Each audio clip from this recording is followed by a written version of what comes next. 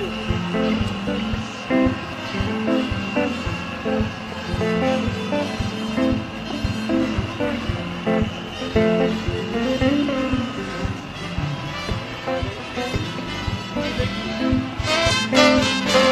Asante. Asante.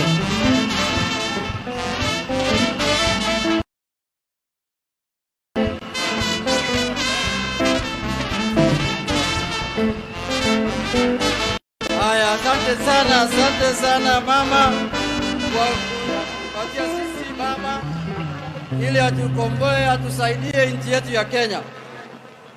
Sasa tunataka kwenda kwa sherehe nyingine ndogo hapa.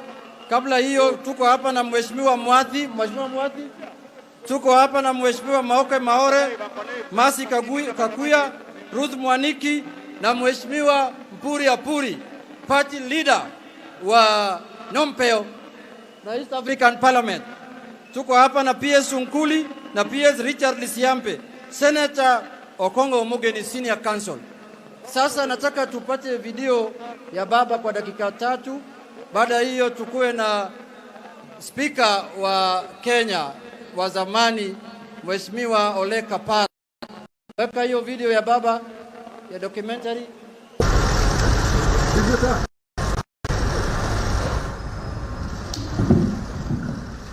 It was a handshake that took Kenya by surprise. Straight out of the blue sky, seemingly away from the company of their respected close aides, President Uhuru Kenyatta and ODM leader Raila Odinga shook hands on the steps of Harambee House, the block housing the office of the president in downtown Nairobi. The handshake came against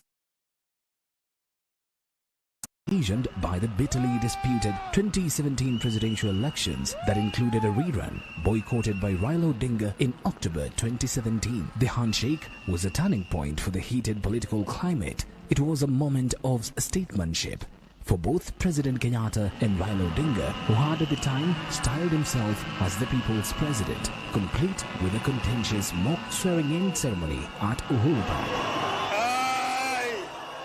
The handshake before crowd of media cameras suddenly ended a political crisis that was on the verge of dividing the country, even physically, to a stand audience. President Kenyatta and Raila Odinga explained the objectives of their Kenya cannot succeed without all of us. It needs all of us. And this is, to me, the spirit of the handshake. It is not about two people. It is about bringing a country back on track. It is about bringing the people of a nation to feel once again that they are part and parcel of the whole. It is to remove the issue of people feeling marginalized, isolated, left out, and to encourage a feeling that existed in this country once upon a time when some of us were children, but we hear those stories. Tulikuwa tuambia watu wetu tunaenda Canaan.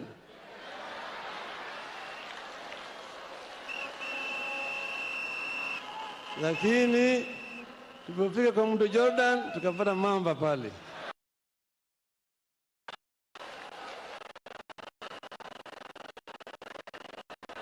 Sasa tukasema tujenge madaraja ya kuvukisha watu. Tunasema hii sasa kana tunaingia sio wananasa peke yake, ana Jubilee na NASA pamoja.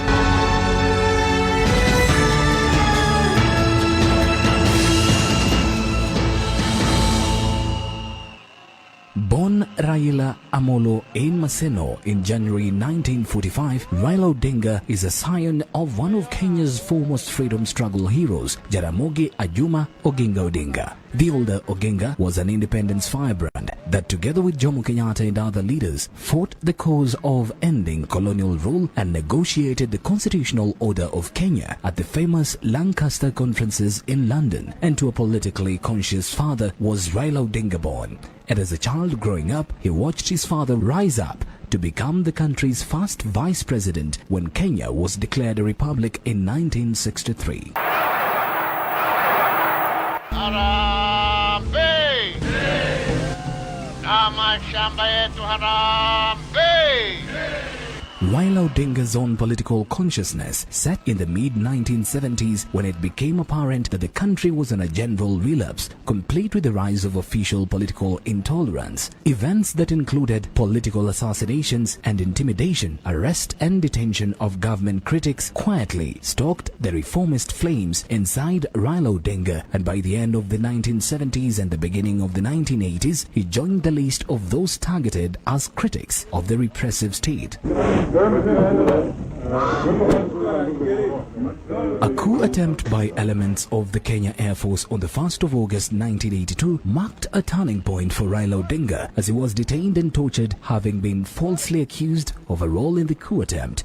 For 6 years, Raila Odinga was detained without trial and held in solitary confinement. He was released in February 1988 only to be rearrested in September the same year for allegedly engaging in political activities. Raila Odinga's second stint in detention lasted close to a year, ending on the 12th of June 1989. His subsequent freedom did not last long. For the third time, Raila Odinga was arrested again on the 5th of July 1990 for being part of a group of brave human rights and political reforms crusaders that had dared question the repressive political climate under the single-party rule. In detention lasted exactly 1 year and 10 days. Raila Odinga was released from his last jail on the 21st of June 1991.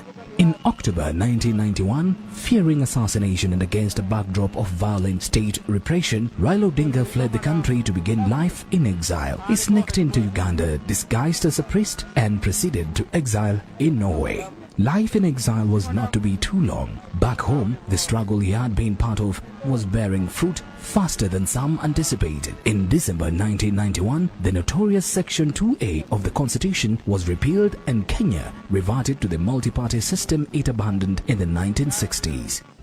Pendekezo langu ni kwamba badala ya sisi, kwa sababu ninawahurumia mama, nawahurumia wazee, nawahurumia vijana wa university, wa secondary school, wa primary school, wako na mimi, na sitaki hata moja awawe au aumie. Tufungue section hiyo, na nauliza nyinyi nyote kukaa na mimi, tuende barabara yetu tukiwa KANU pamoja. Lakini visiwe vyama vya ukabila. Kama naandikisha na kama ni ya ukabila, it will not be registered. Odinga returned from exile in February 1992 to begin life in elective politics, winning and retaining the seat of Member of Parliament for Langata constituency for more than 2 decades. In 2002, that is 10 years after the resumption of multi-party politics, Raila Odinga cemented his place as a consequential political force when in a year of dizzying political events, he emerged the architect of the transition that saw the Party of Independence KANU roundly defeated in the country's first ever free and fair democratic elections. Having unsuccessfully run for president for the first time in 1997, Raila Odinga embarked on a series of breathtaking experiments that included joining KANU and seizing the strategic all-powerful position of Secretary General. Napendekeza kwamba Mheshimiwa Daniel Toroitich Arap Moi achaguliwe kama mwenyekiti wa chama cha KANU. But the dalliance with KANU came to a thrilling end when Raila Odinga disagreed with President Daniel Arap Moi's 2002 succession script. Moi had dramatically leapfrogged a youthful Uhuru Kenyatta over the large cast of seasoned hands that now included Raila Odinga. The fallout for Moi was particularly costly as Raila Odinga walked out with a huge chunk of KANU leadership that included then Vice President George Saitoti. Opposition unity was Raila Odinga's new mission, a mission he pursued with selfless zeal as illustrated by his consequential endorsement of Mwai Kibaki, the famous rallying call Kibaki Tosha.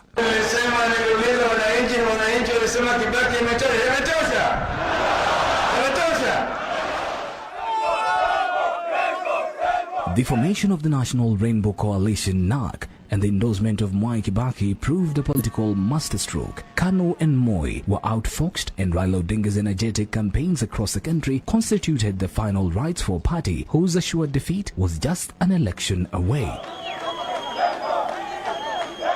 With Mwai Kibaki confined to a wheelchair by a nasty road accident, the entire campaign revolved around Raila Odinga, who directed the show with ruthless efficiency.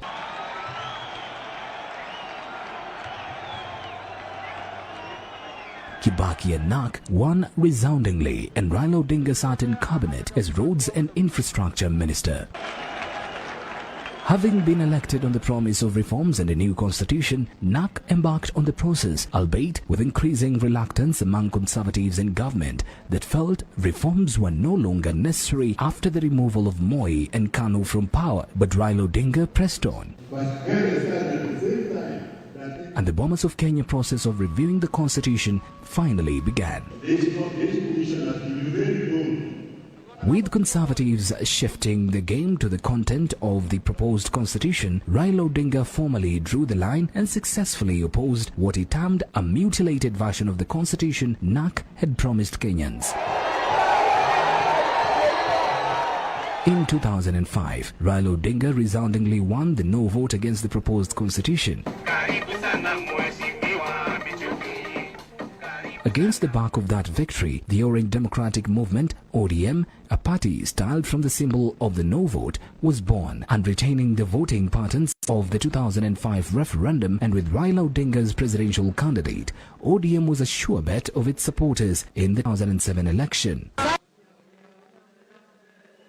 Sasa tunaenda kwa sherehe ya mwisho, lakini kabla hiyo nataka Peter Kenneth asimame juu atambuliwe, atukupatie nafasi.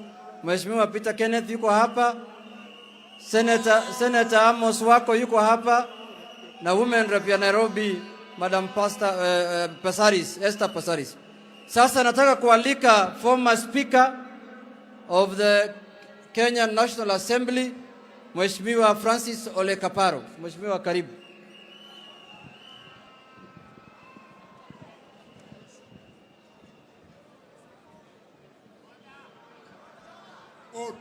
Order. Order for real. Before, kabla sijakuwa speaker, washa niwe Kaparo kwanza. Na kama Kaparo, Mheshimiwa Raila, kwa wakati huu wote tumekuwa marafiki, umetafuta kura, sijakupa. Lakini safari hii utapata kura yangu na marafiki.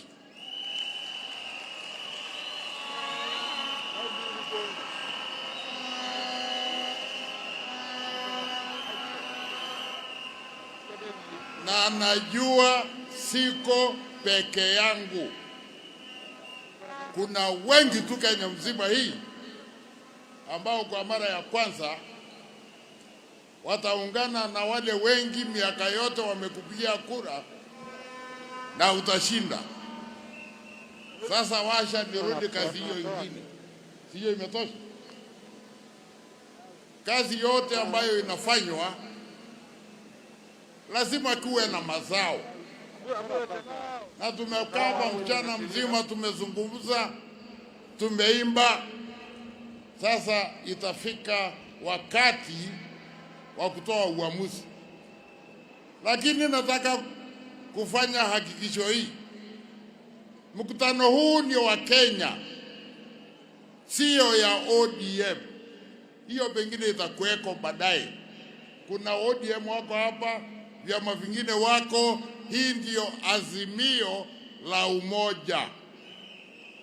ili wengine wasije wakafanya makosa ya kwamba ile resolution tumepitisha hapa hata ni ODM. Hapana, hii ni azimio la umoja.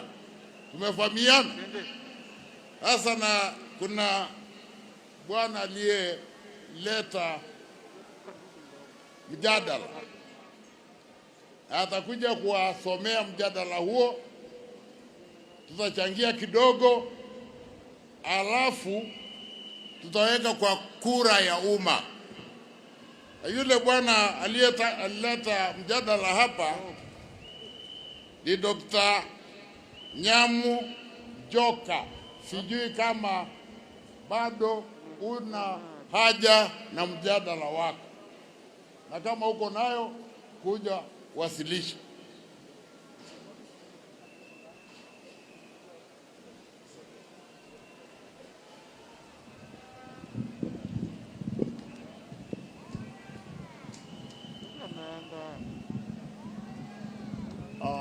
No, it's okay. I'm addressing Your Excellency. No, excuse me. Your Excellency, the Right Honorable Prime Minister, you will remember that in the early 1960s, your father traveled through Nyanza, and every time he attended a meeting, he would say, Piny Owacho. The people are saying. I am here, Your Excellency, Right Honorable Prime Minister, as the voice of the people. I, Davis Nyamu Njoka, a registered voter in Mathioya constituency in Murang'a County, within the region of the Mount Kenya, do hereby propose a motion that His Excellency Right Honorable Raila Odinga, EGH, vies to become the President of the Republic of Kenya in the coming presidential elections in the year 2002.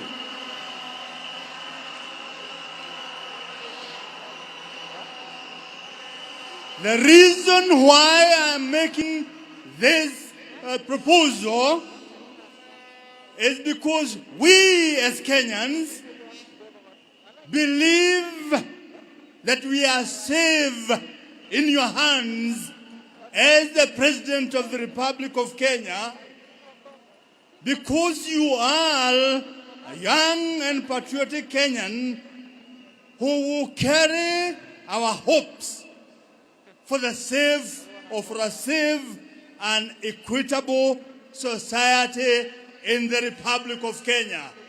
I move this motion.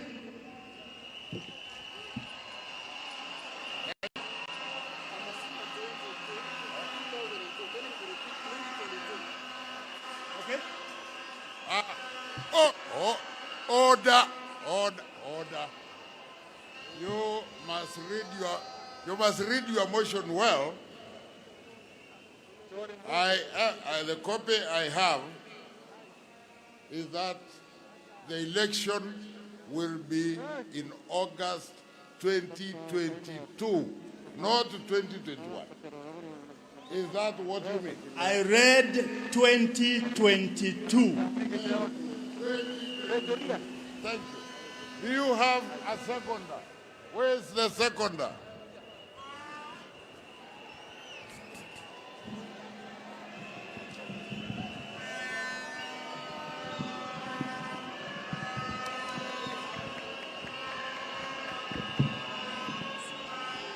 I, Honorable Mishi Juma Mboko, who is a voter in Likoni constituency, Shikadabu Ward, from the coastal region. I second the motion that His Excellency Raila Odinga EGH, vies for the presidency in the forthcoming presidential election in August 2022.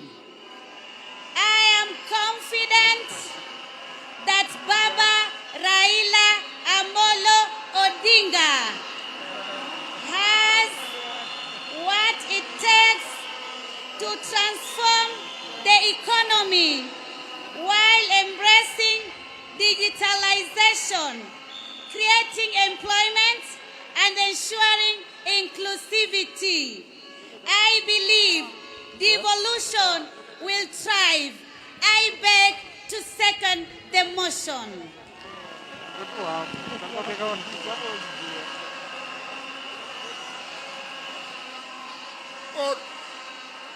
Order now. Order, order, order. Order. Order. Order. Order. I will now propose the question, which is that following wide Azimio la Umoja consultations in all the regions of our great country, we, the people of Kenya, gathered here today at Kasarani Stadium for the Azimio la Umoja National Convention, this 10th day of December 2021, do hereby request His Excellency Raila Amolo Odinga, EGH, order, order, order, to present himself as a candidate in the forthcoming August 2022 presidential election. That's the question. I will give two opportunities to two young people, and then maybe we'll put the question after that. And I will have the first person to make a contribution, Irene Mayaka, a young lady from the Nyanza region. Irene. Irene Mayaka, a young person from Nyanza region, I wish to state the following: that His Excellency, the Right Honorable Raila Amolo Odinga, has devoted his entire life to be achieved. I beg to support the motion. Thank you.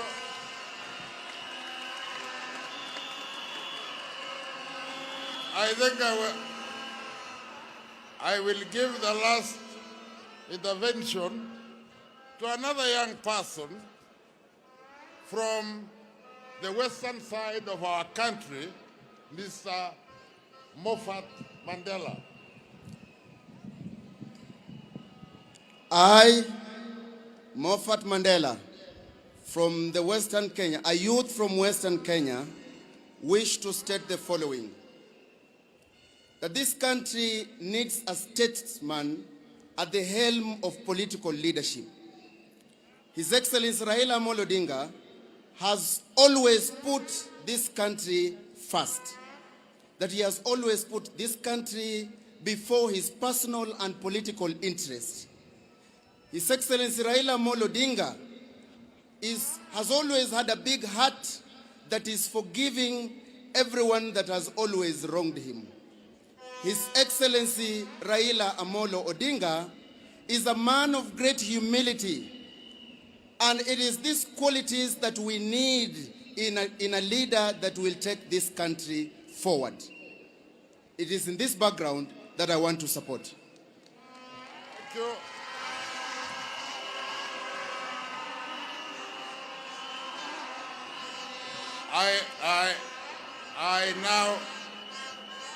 I now wish to put the question, which is that following my Azimio la Umoja consultations in all the regions of our great nation, we, the people of Kenya, gathered here today at Kasarani Stadium for the Azimio la Umoja National Convention, this 10th day of December 2021, do hereby request His Excellency Raila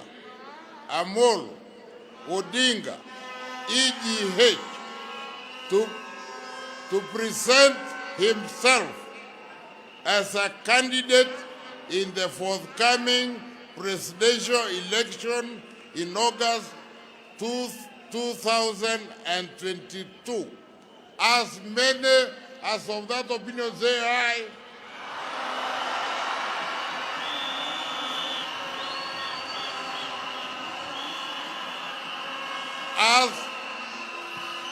As many, order. As many as a contrary opinion say no, the ayes have it.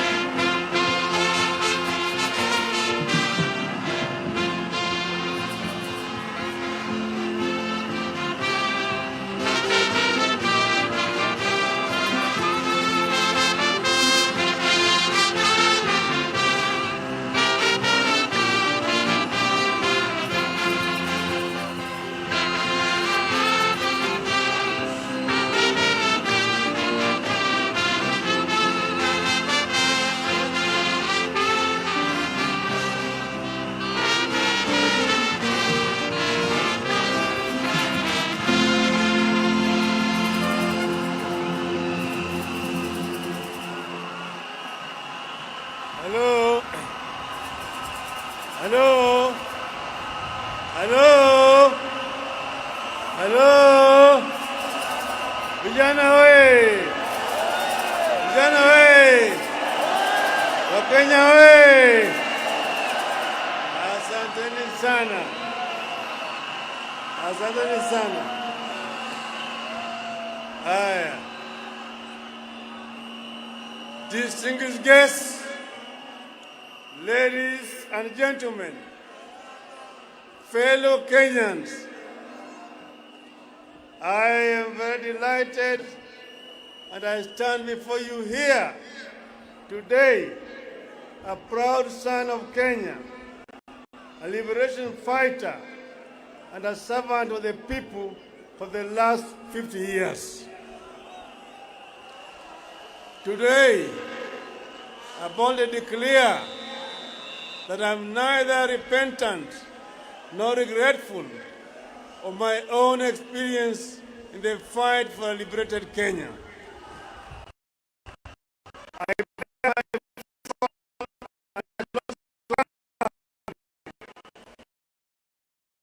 Because my country was worth it then and is worth it now. I bear scars of liberation with pride and embrace the blood, sweat, and tears they cost me. By the way, the tears from the torture chambers are still running, as you can tell from the handkerchief that never leaves my hand. For years, I was not allowed to speak with other inmates. In fact, for 6 straight years, I did not sleep on a bed. For months on end, I was either held incommunicado, in solitary confinement, or handcuffed and in transit to the next prison or detention camp.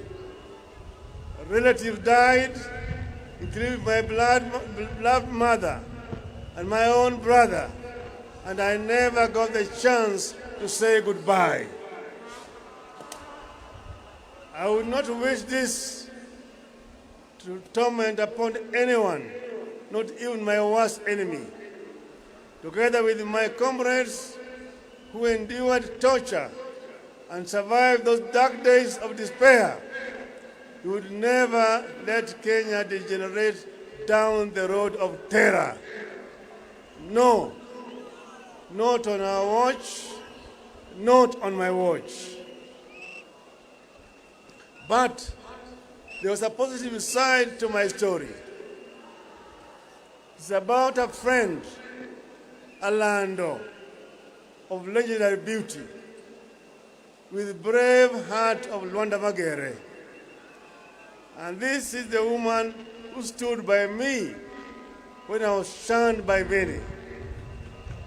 This is the wife of my youth, love of my life, and partner to death, Mama Aida Betty Nyawira Odinga.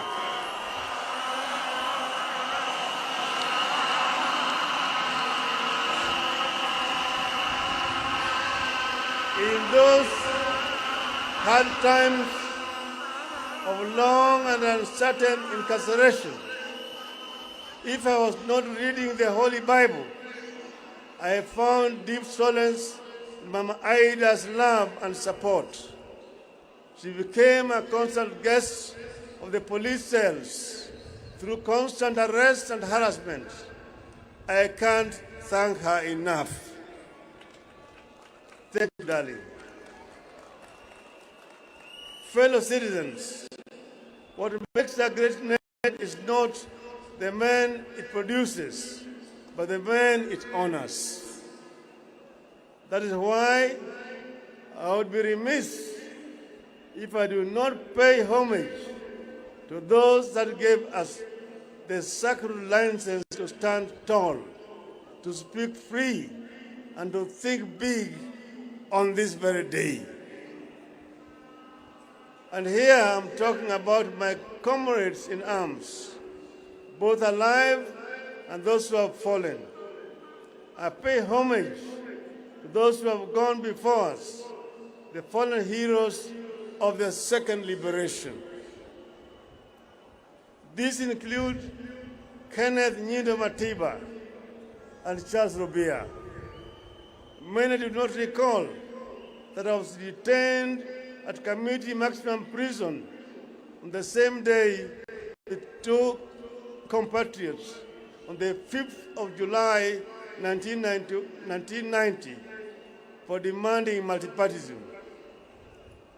Other fallen compatriots include George Anyona, Jean-Marie Sirone, Martin Shikuku, Mukaru Nganga, Okioko Mbaka, and Wangari Maathai. I also pay homage to all the audacious martyrs who, for the sake of the people, chose constant crucifixion over relative comfort of conceding to repression. I hold the deepest respect to living icons like Mukami wa Kimathi, the wife of Dedan Kimathi. They called her the Wasp because, like Kimathi, her husband, Mukami was a fearless fighter who mobilized daring bands of women in complex undercover Mau Mau operations. I salute her. Other liberators include Ngugi wa Thiong'o, whose powerful written words enriched the ideologies of the struggle against the one-party regime. Koigi wa Mwere, whose fearless voice inspired many to action. I remember Dr. Odhiambo Mbai, the fearless chair of the Devolution Committee at the Bomas Conference, who was brutally assassinated, and Dr. William Ruto, who distinguished himself as a selfless champion of social justice and comrades in the detention chambers. We also had Katama Mukangi, Kaimoji Wachira, Alamin Mazrui, all those colleagues who were with us at that time. In the course of this struggle, there have been ups and downs, advances and retreats, but we have never lost our direction. At this point, I must pay homage to my brother, His Excellency, President Uhuru Muigai Kenyatta, for the foresight and sense of patriotism in initiating the dialogue that led to the handshake. It takes a seasoned statesman to shake the hand of his rival. I thank him. In the course of our discussions, we agreed that Kenya is greater than the two of us. We agreed that despite years of effort, Project Kenya has not quite taken the way of how our fathers envisaged. Where our founders envisaged unity, we have been held back by divisions, tribe against tribe, region against region, men against women, leader against leader. As if these divisions have not been costly enough, there are still massive efforts by other people to divide us further, as rich and poor, young and old. We agreed that where our fathers dreamt of plenty within our borders, poverty has taken deep roots in our land. We agreed that we must deal a deadly blow to corruption before it brings down our country. We resolved to work together to unite our people in order to realize the Kenyan dream as coined by our founding fathers. Justice is our shield and defender.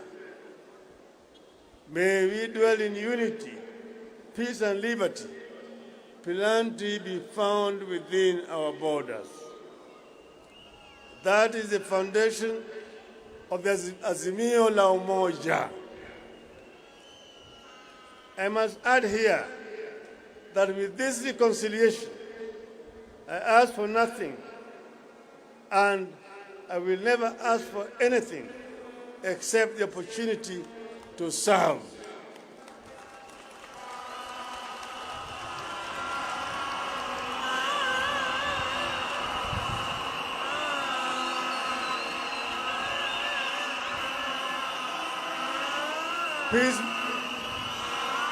Peacemaking is not a self-enriching enterprise.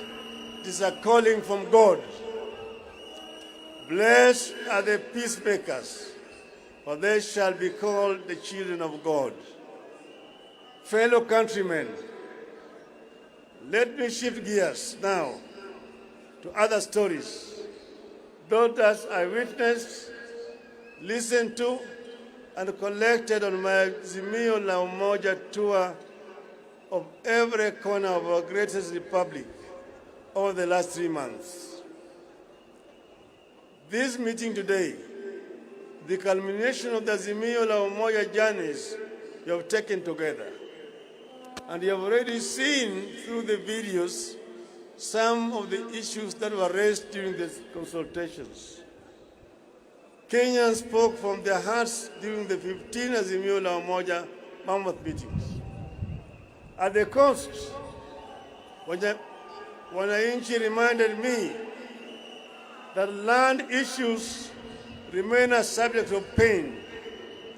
Many families long for the privilege of possessing family land that they can pass down to generations.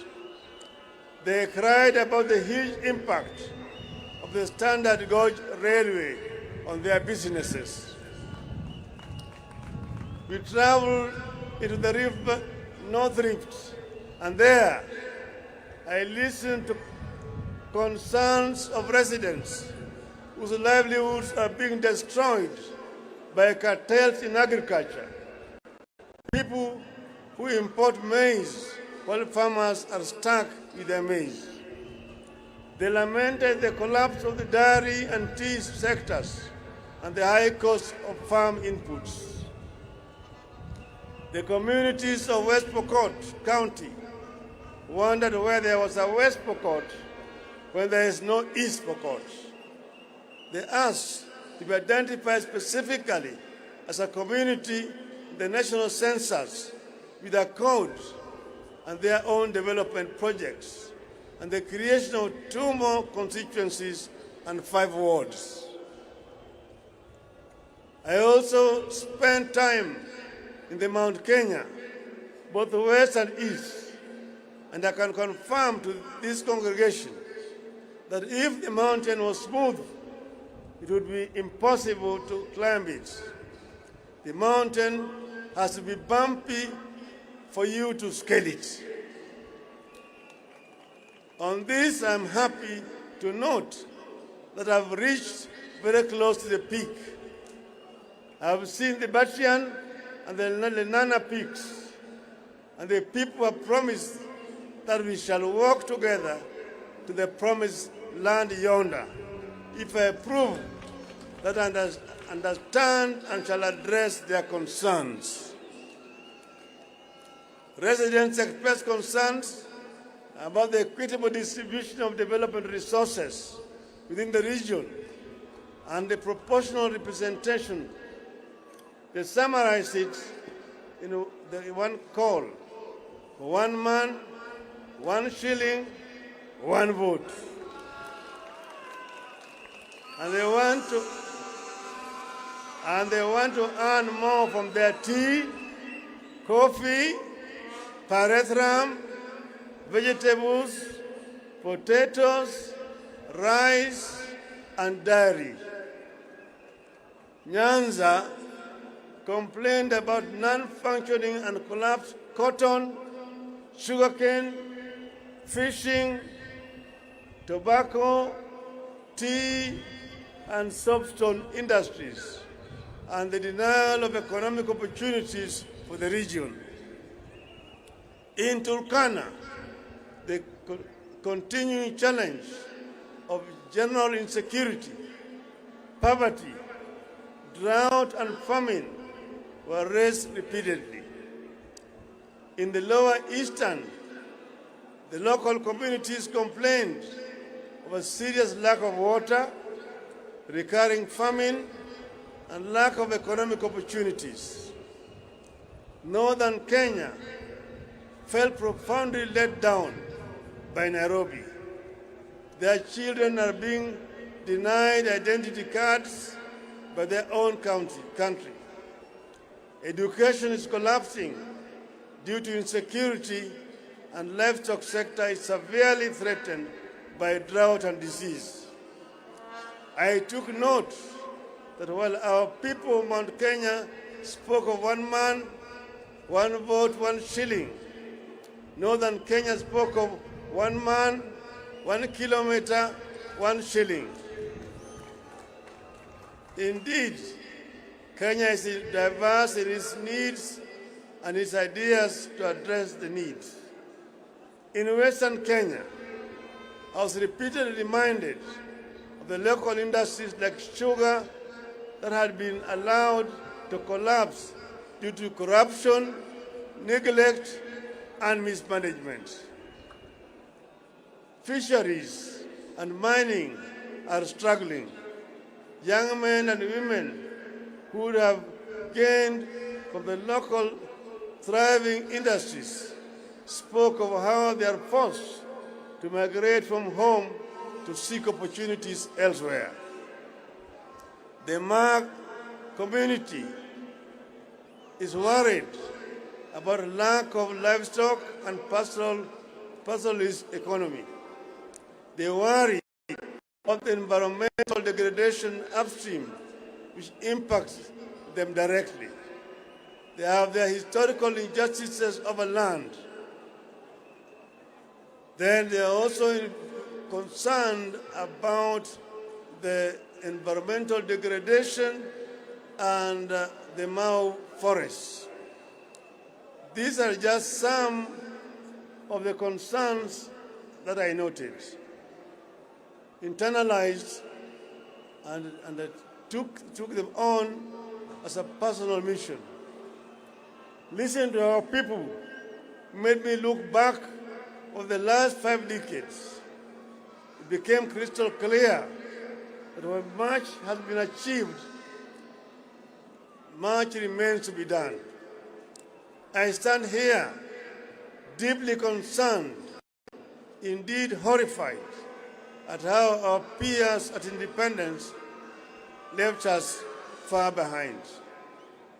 Nations like South Korea, Malaysia, and Singapore, with whom we were at the same level of development in 1964, have largely vanquished us, and they have vanquished the extreme poverty. Today, they manage the diseases like COVID as effectively as all other functioning countries.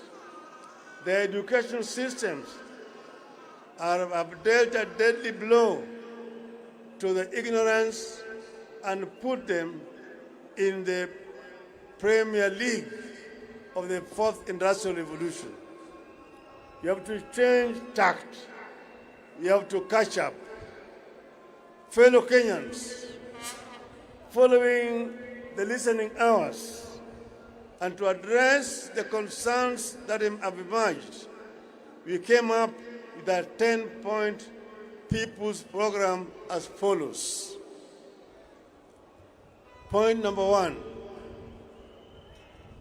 inua jamii, pesa mfukoni. A nation's greatness is judged by how it treats its poor and vulnerable. Pesa mfukoni is a social protection program that will deliver 6,000 shillings per month to the 2 million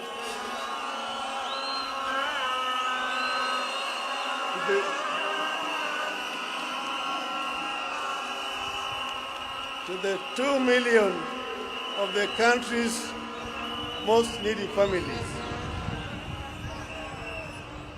And I want to emphasize, it is not a handout, but an investment and a foundation for a new transformational value chain that will also trigger massive economic activity and create thousands of localized small-scale businesses and enterprises across the country.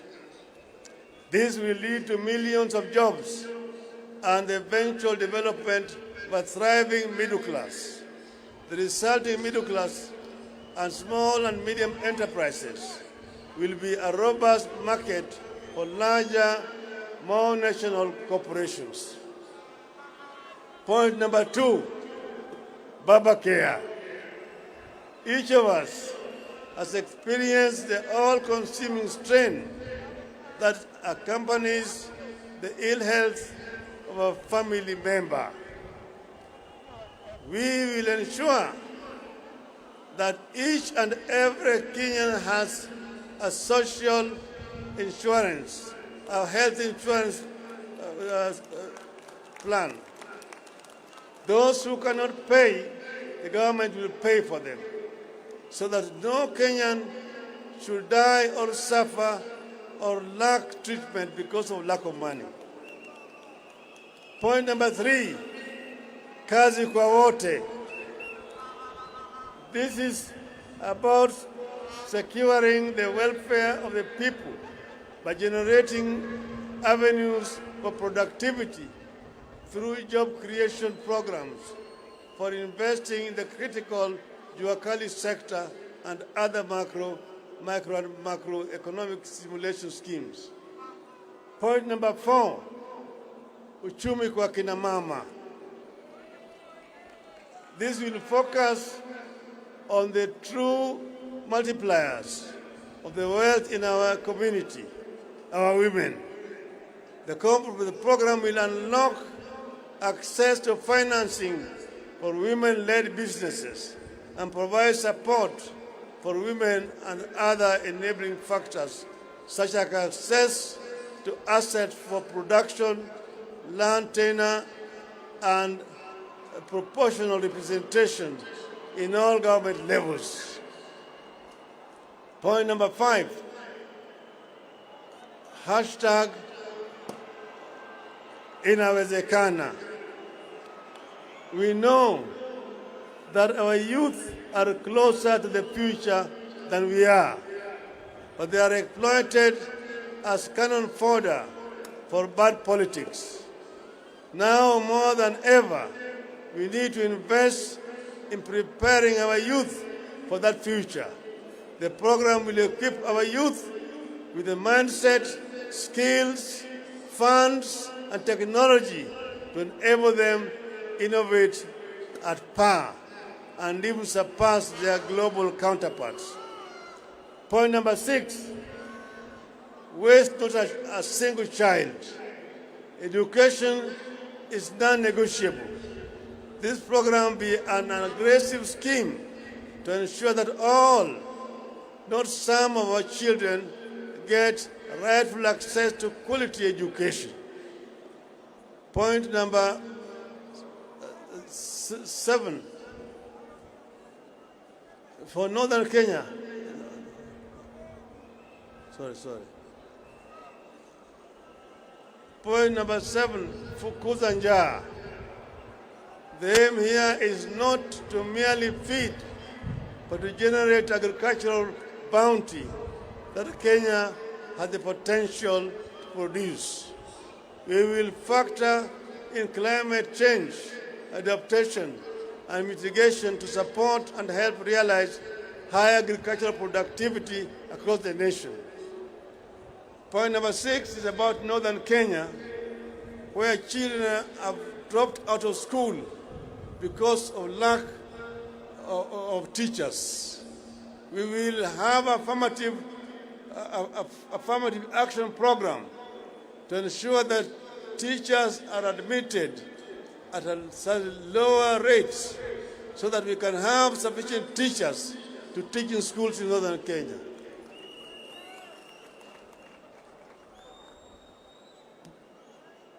Point number 9, one county, one product. I firmly believe that the idea of devolution in Kenya has the transformative potential of rich mineral mines, abundant oil fields, and other traditional markets of our nation's affluence.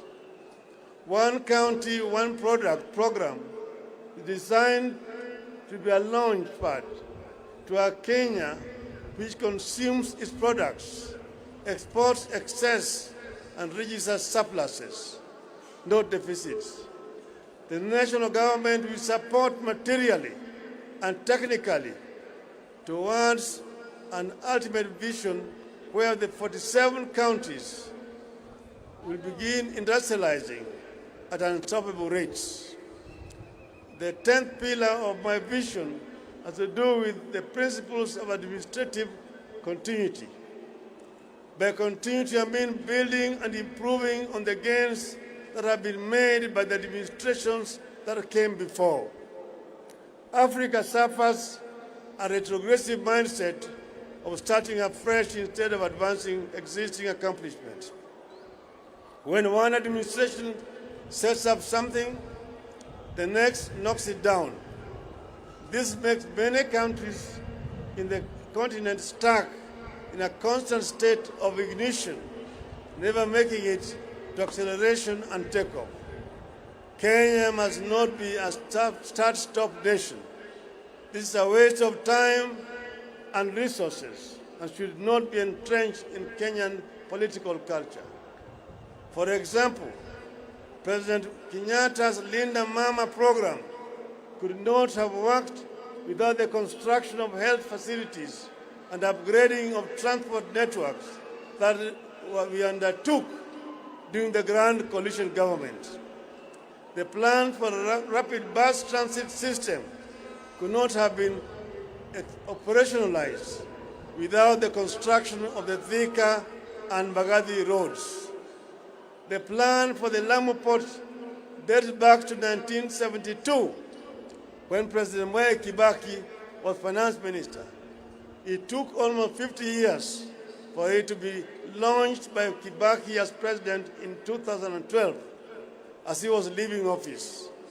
President Uhuru Kenyatta took it up in 2013, ran with it, and has implemented it.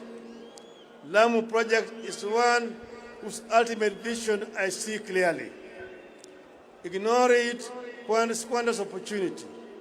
By another 50 years, to have a world-class transshipment hub that will reap exceptional economic benefits for our country.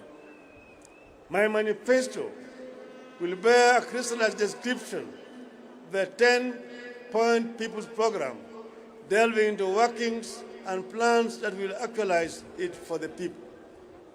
These are just but highlight of new programs that we shall roll out to respond to needs expressed at Azimio la Umoja events. Very soon, ladies and gentlemen, I will unveil a detailed manifesto addressing the critical concerns like corruption, public debt, industrialization, ICT and digital economy, promotion and protection of businesses, and particularly protection of private property. Our business community deserves protection, and they will get it. Fellow citizens, at the top of our national government, where leadership is exercised to the maximum in governing and changing our nation, is the presidency. The president makes a difference in the life of this nation.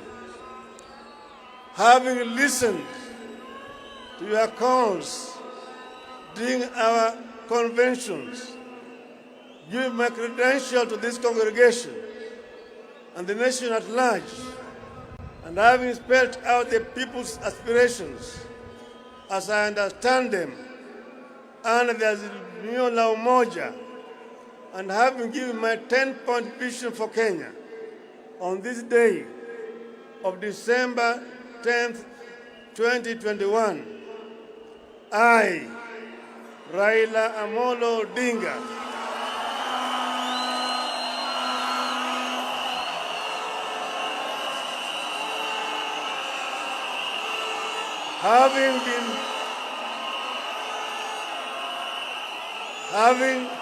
having been faithful and committed to building a national, democratic and progressive Kenya in our lifetime, having worked for many patriotic Kenyans to achieve this goal, I do hereby accept to present myself as a presidential candidate at the presidential elections on the 9th of August 2022, following the request and unanimous decision by Azimio la Umoja.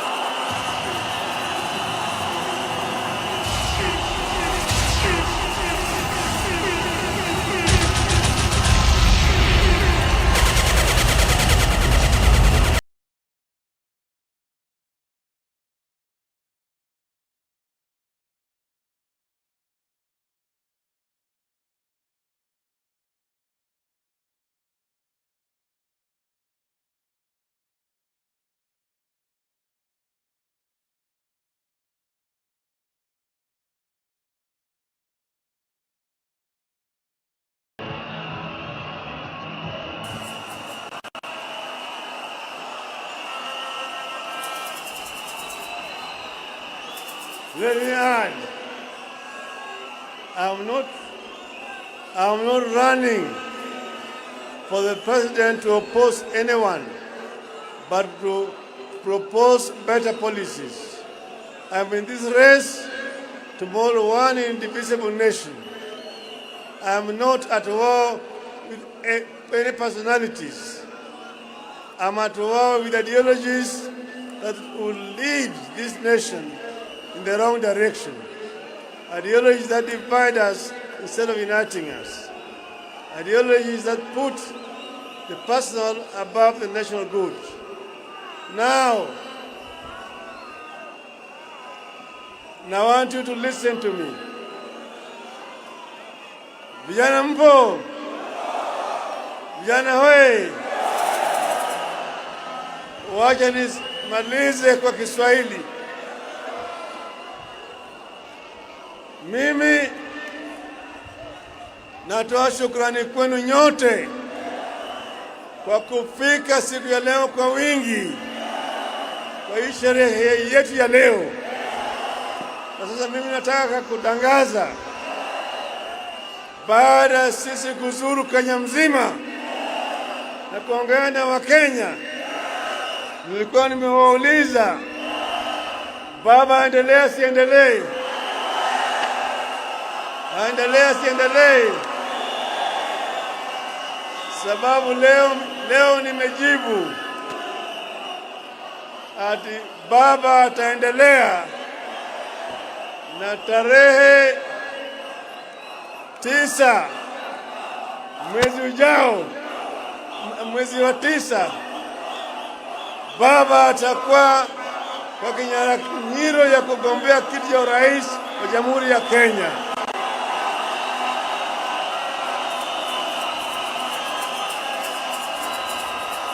Vijana we! Wewe!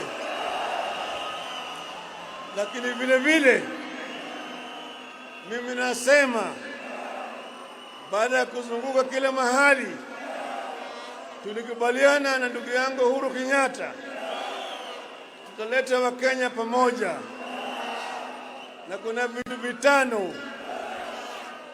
Moja naitwa utu,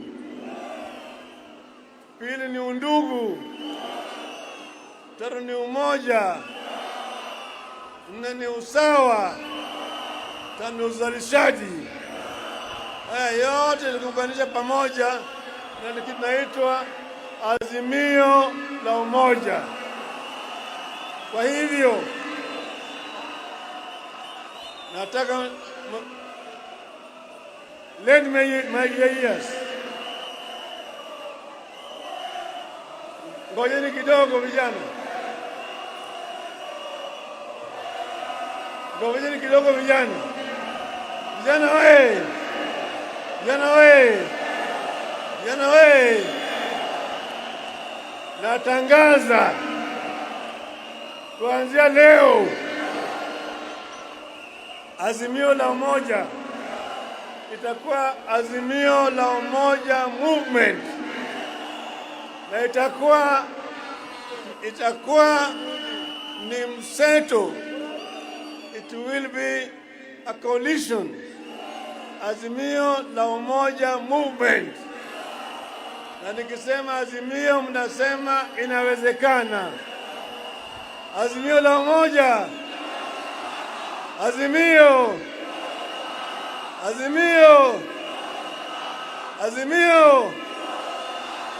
Leo tuko na hereby launch azimio la umoja movement.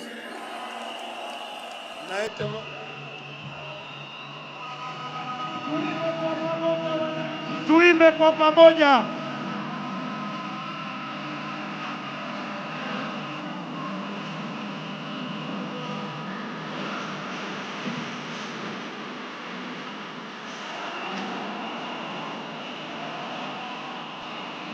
Tuimbe kwa pamoja.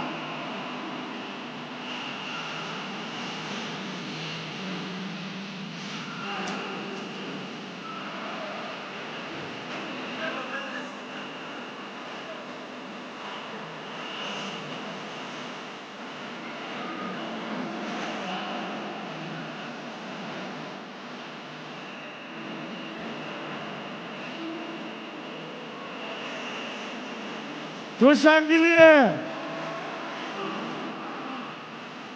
Tunaimba kwa pamoja.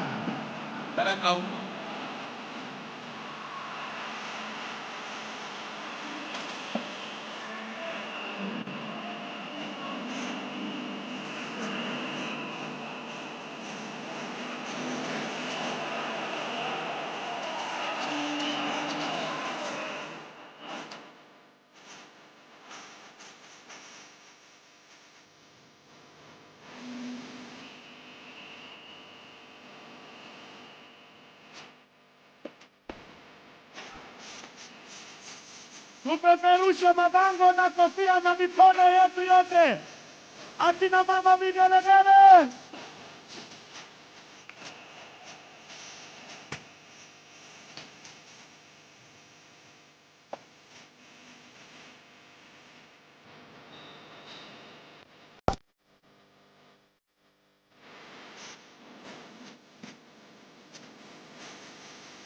Asante.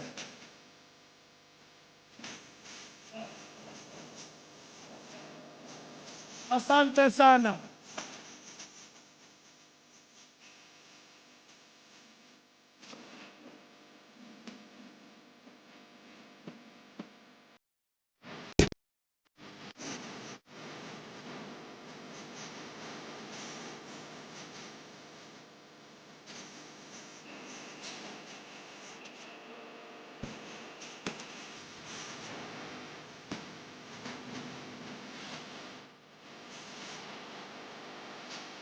Asante.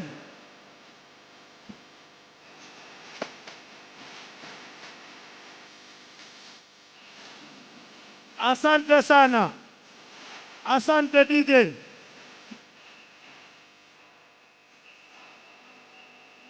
Asante. Tunaomba tupeane nafasi muafaka, wananchi tusalie tumetulia ili kumruhusu viongozi kumpa kongole Injinia Daktari Raila Amolo Odinga kwa kubali mwito, na niombe nipewe leo ni leo, nipe leo ni leo, asemaye kesho ni muongo. Niombe tumpe nafasi ya kutosha.